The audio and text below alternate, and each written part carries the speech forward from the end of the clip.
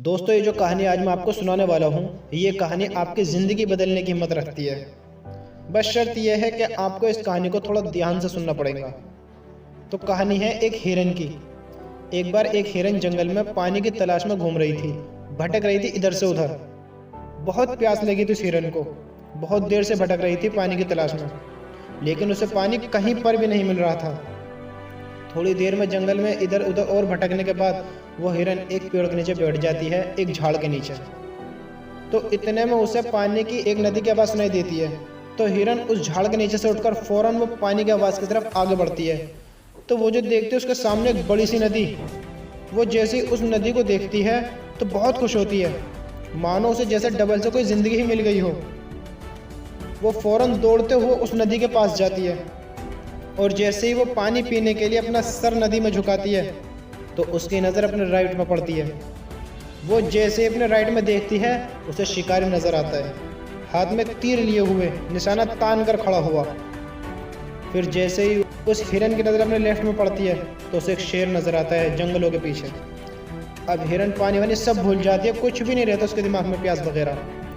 फिर वो हिरन पलट कर अपने पीछे देखती है तो उसे भयंकर आग लगी हुई नजर आती है, जो कि धीरे धीरे उसकी तरफ बढ़ रही थी। अब हिरन जाए भी तो जाए कहाँ। राइट में देख रही थी तो शिकारी नजर आ रहा था, वो भी निशाना तान कर खड़ा हुआ। और लेफ्ट में देख रही थी तो शेर नजर आ रहा था। सामने तो गहरी और लंबी चौड़ी नदी थी और पीछे तो आग लगी हुई थी। चारों रास्ते बंद हो चुके थे, चारों तरफ से मुसीबतों से घेर लिया था। अब हिरन सोच में पड़ जाती है और वो ये सोचती है कि चारों तरफ से मेरी मुसीबत आ चुकी है, तो क्यों ना मैं अपना काम ही कर मरूं। मुझे वैसे भी तो मरना ही है, तो क्यों ना मैं पानी ही पी कर मरूं। तो वो हिरन अपना पानी पीने में लग जाती है। लेकिन थोड़ी ही देर के बाद जैसे हिरन पानी पी रही थी तो उतनी ही देर में ऊपर से काले बादल छा जाते हैं और उन बादलों से बारिश होने लगती है।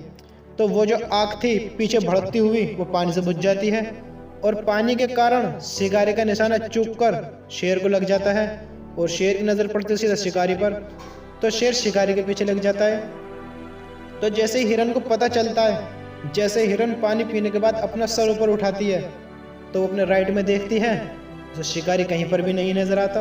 वो अपने लेफ्ट में देखती है, उसे शेर भी नहीं नजर आता। वो अपने पीछे देखती है तो वो जो आग थी लगी हुई वो बुझ चुकी थी।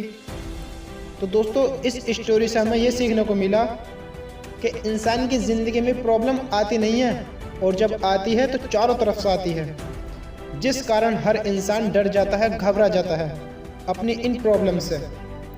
तो आपको क्या करना है इस सिचुएशन में? आपको नहीं डरना है, नहीं घबराना है, बस शांति से 2 मिनट के लिए सोचना है। हिरन के पास भी बहुत सारे ऑप्शन थे।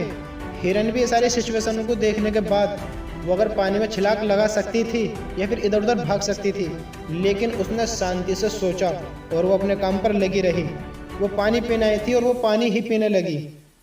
इंसान भी अपनी कामयाबी से थोड़ी ही दूर रहता है, लेकिन उसे मुसीबतें दिखनी शुरू हो जाती हैं। घर की प्रॉब्लम, पैसों की प्रॉब्लम, जिसके कारण वो कुछ नहीं कर पाता है, घबरा जाता है, डर जाता है।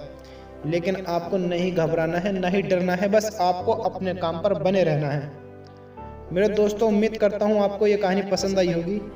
तो ये मत सोचने दुनिया क्या कहेगी, कर गए तो एक दिन ये दुनिया तुम्हें देखेगी।